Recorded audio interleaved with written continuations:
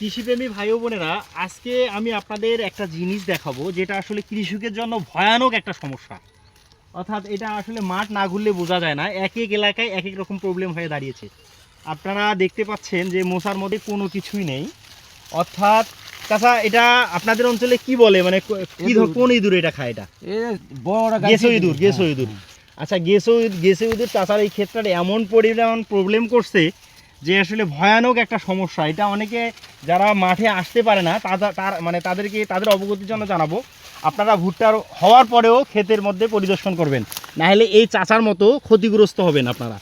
বিষয়টা হচ্ছে আপনার এই দেখেন, এই যে ইঁদুরের গর্ত দেখেন, প্রচণ্ড পরিমাণে ইঁদুর লেগেছে আর কি। এই যে ইঁদুরের গর্ত, এই যে দেখেন, এই যে, হ্যাঁ।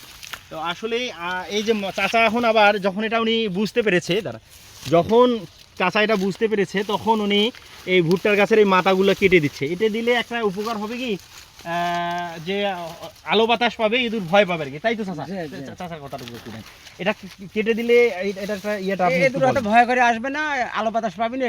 আলো বাতাস না পেলে ইঁদুর একটু কম আসবে। তো আপনাদের অবগতির জন্য আমি এই জিনিসটা আবারও বলবো যে আপনারা ভুট্টার মোচা হওয়ার পরেও ক্ষেত পরিদর্শন করবেন, কারণ দেখা যাচ্ছে যে যদি মানে আপনি খেতেই না যান এরকম সমস্যায় পড়বেন।